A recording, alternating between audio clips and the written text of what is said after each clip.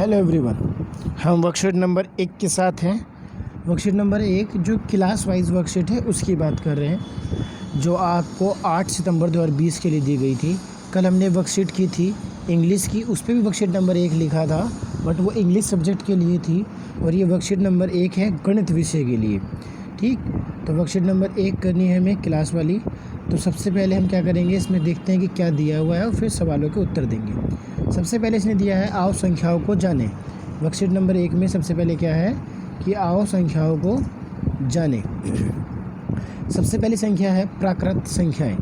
प्राकृत संख्याएं वस्तुओं को गिनने के लिए जिन संख्याओं का प्रयोग करते हैं उन्हें प्राकृत संख्याएं कहते हैं। किसी भी चीज़ को गिनने के लिए हम लोग जिन नंबरों का यूज़ करते हैं उनको हम लोग क्या कहते हैं, प्राकृत संख्या कहते हैं। इनको हम गिनती वाले नंबर या काउंटिंग नंबर्स भी कहते हैं। जैसे हम लोग लाइन में खड़े होते हैं, हम बच्चों से पूछते हैं बताओ कितने बच्चे आए हैं आज, तो आप गिनती गिन कर आते हो लाइन में कितने बच्चे खड़े, 1 2 3 4। इस तरीके से जब हम गिनती गिनते हैं तो वो संख्याएं या वो नंबर जिनसे हम बच्चों की गिनती या संख्याओं का पता करते हैं उनको हम प्राकृत संख्याएं कहते हैं। ठीक, सवाल बॉक्स में पूछा आपसे कोई 5 प्राकृत संख्याएं बताइए, तो आप चाहो तो पहली 5 गिनती लिख सकते हो, 1 2 3 4 5, ये आंसर हो जाएगा।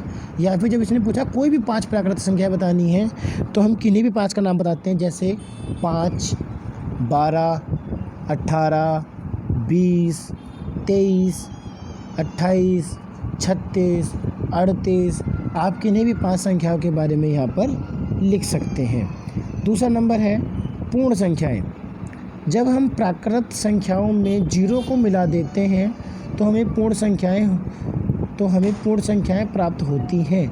जैसे 0 1 2 3 4 और चलती, डॉट डॉट डॉट का मतलब होता है चलती जा रही हैं। हमें पता है कि प्राकृत संख्याएं जो होती हैं वो एक नंबर से शुरू होती हैं, वो 0 से स्टार्ट नहीं होती हैं, वो शुरू होती हैं 1 से।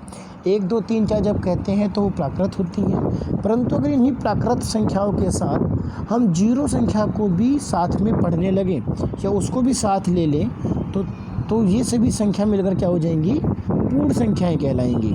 मीन्स पूर्ण संख्याओं में सारी की सारी प्राकृत संख्याएं भी आती हैं, बस प्राकृत संख्याओं के साथ एक संख्या और आ जाती है एक्स्ट्रा में, वो होती है 0। आपसे पूछ रहे हैं कोई भी 5 पूर्ण संख्याएं बताइए, तो कोई भी 5 पूर्ण का मतलब होता है पूरा, और पूरा मतलब जिसको हम गिनती के तौर पे लिख सकें। भाई मान लो आपके पास कोई पैसा नहीं है या कुछ नहीं है, तो आपके पास कितने पैसे हैं, 0। आपके पास 10 रुपये हैं तो आप लिखोगे 10 पूरे रुपए हैं। आपके पास 5.5 रुपये थोड़ी ना हो सकते हैं, अब अठनी चलती नहीं है, अब तो सारे नंबर जो हैं पूरे के साथ चलते हैं। अब तो 10 रुपये हो सकते हैं, 50 रुपये हो सकते हैं, 26 रुपये हो सकते हैं, सिक्के हैं तो 28 रुपये हो सकते हैं। तो ये सारे क्या हो जाएंगे, पूरे नंबर हो जाएंगे, पूर्ण संख्याएं हो जाएंगी। तो कोई भी 5 पूर्ण संख्याएं कौन कौन सी हो जाएंगी, 0 हो सकता है, 2 हो सकता है, 10 हो सकता है, 70 हो सकता है, 150 हो सकता है, 100 हो सकता है। आप किन्हीं 5 के नाम लिख सकते हैं। तीसरे नंबर पे पूर्णांक। पूर्ण हो और अंक हो, चाहे प्लस में हो चाहे माइनस में हो, उसको कहते हैं पूर्णांक। आप ध्यान से पढ़ोगे इसको तो पूर्णांक को कैसे बोलेंगे हम, जो पूर्ण हो और अंक हो। परिभाषा देखते हैं, जब पूर्ण संख्या में प्राकृत संख्याओं के ऋणात्मक को भी शामिल कर लेते हैं। ऋणात्मक का मतलब होता है माइनस वाले नंबर। तो मतलब कहने का ये है, जब पूर्ण संख्याएं, हमें पता है कि पूर्ण संख्याएं कौन सी थी, जो 0 से लेकर चलती जा रही थी, 0 1 2 3 4, ये पूर्ण संख्याएं थी। वो कह रहा है कि जब पूर्ण संख्याओं के साथ साथ प्राकृत संख्याओं का ऋणात्मक भी ले लिया जाए तो उसको कहते हैं हम पूर्णांक। मीन्स पूर्णांक के पास क्या क्या होंगे, 0 भी होगा, प्राकृत संख्याएं भी होंगी, और प्राकृत संख्याओं का ऋणात्मक भी होगा, मतलब उसके माइनस वाले नंबर भी होंगे। तो -3 -2 -1 0 1 2 3 4 5। अगर 5 प्लस में है तो 5 माइनस का भी होगा, इस तरीके से। तो कोई भी 5 पूर्णांक कौन से हो जाएंगे, -8 हो सकता है, -6 हो सकता है, -2 हो सकता है, 0 हो सकता है, प्लस का 5 हो सकता है, 7 हो सकता है, गिनती वाला 10 हो सकता है वो। ठीक, उसके बाद जब हम पूर्णांक को अन्य पूर्णांक से भाग करते हैं तो हमें कुछ ऐसी संख्याएं प्राप्त होते हैं जो पूर्णांक नहीं है। मान लो मैंने एक नंबर पूर्णांक है, जैसे एक हमारे पास पूर्णांक है, उसको 5 से भाग कर दिया। मेरे पास एक भी पूर्णांक था, 5 भी पूर्णांक था, पर उनको भाग जब करते हैं तो जो नया नंबर है वो पूर्णांक नहीं मिलता है। तो हमें 3/7 मिल गया, 5/8 मिल गया, 7 और 8 7/8 मिल गया। ऐसी संख्याएं जब आती हैं तो इन संख्याओं को हम लोग इन पूर्णांक की मदद से लेते हैं। तो इन संख्याओं के नाम क्या होते हैं? इन्हें परिमेय संख्या कहते हैं। परिमेय संख्या कहते हैं। तो परिमेय संख्या की परिभाषा पढ़ते हैं।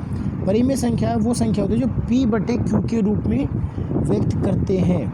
P क्या होता है? P एक पूर्णांक होता है और Q भी क्या होता है? एक पूर्णांक होता है। P ऊपर वाली संख्या होती है और Q नीचे वाली संख्या होती है, ठीक, जिसको आप हर बटे अंश कहते हैं। ये उस प्रकार के नंबर्स होते हैं। P और Q क्या होते हैं? पूर्णांक होते हैं। एक और बात याद करनी होती है कि कभी भी बटे में मतलब आपके नीचे वाले हिस्से में कभी भी जीरो नहीं आना चाहिए। वैसे हमें पता है कि पूर्णांक के पास जीरो भी होता है, जीरो ऊपर आ सकता है, पर जीरो कभी भी नीचे नहीं लिखा जाता। इन सभी को हम क्या कहते हैं? परिमेय संख्याएं कहते हैं। पहला प्रश्न दिए गए संख्या समूह में से संख्या देखकर नीचे दिए गए समूह में लिखिए। आपको नीचे काफ़ी सारी यहाँ पर नंबर्स दिए गए हैं। 1 है, 4 है, 7 है, -3/7 है, 4/9 है, -3/5 है, -4 है, -5 है, 8 है, 3/2 है, 9/4 है, 18 है, -72 है और 8/9 है। ये कुछ नंबर दिए हैं और आपसे कहा गया है नीचे जो बॉक्स बनाए गए हैं उनमें रखिए कि कौन से नंबर किस में जाएंगे। जैसे प्राकृत संख्याएं समूह कौन कौन से हैं, तो इनमें से जो प्राकृत संख्याएं हैं उनको इस वाले डब्बे में लिखना है, पहले वाले में। इनमें से जो नंबर पूर्ण संख्या में है उनको यहाँ लिखना है। जो पूर्ण संख्या समूह जो पूर्णांक हैं उसको यहाँ लिखना है, और जो परिमेय संख्या है वो इसमें लिखने हैं, चौथे में। तो शुरू करते हैं। प्राकृत संख्या हमने पढ़ी थी, जो गिनती वाले नंबर्स होते हैं वो सारे प्राकृत हैं। तो प्राकृत में कौन कौन आएगा? जो हमारा 1 है वो प्राकृत में आएगा, 4 हमारा गिनती का नंबर है तो वो भी प्राकृत में आएगा, 7 हमारा गिनती का नंबर है वो भी प्राकृत में आएगा, उसके बाद 8 हमारा प्राकृत में आएगा, उसके बाद 18 हमारा प्राकृत में आएगा। तो जो प्राकृत समूह में आएंगे वो कौन कौन से? 1 4 7 8 और 18, ये तो आएंगे प्राकृत में। पूर्ण संख्या 0 को मिलाकर होती है, मतलब उसमें प्राकृत और 0 होते हैं। तो इसके पास पूर्ण के पास कौन कौन आएगा? 1 भी आएगा, पूर्ण संख्या है 1, 4 जो है वो भी पूर्ण है, 7 भी पूर्ण है, 8 भी हमारे पास पूर्ण संख्या है और 18 भी क्या है? पूर्ण संख्या है। तो पूर्ण समूह में भी कौन कौन से आएंगे? 1 4 7 8 और 18।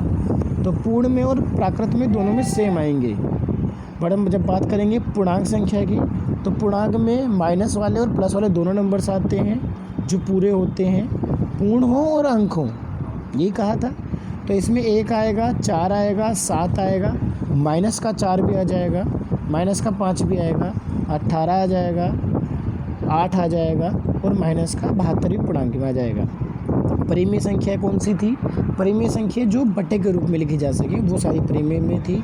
तो बटे के रूप में कौन कौन सी है? माइनस का 3/7, 4/9, -3/5, +3/2, 9/4 और 8/9। तो जितने भी नंबर्स हैं किस में आएंगे? परिमेय संख्या समूह में आएंगे, ठीक। उसके बाद वो आपसे पूछ रहा है कोई भी 5 परिमेय संख्या लिखिए।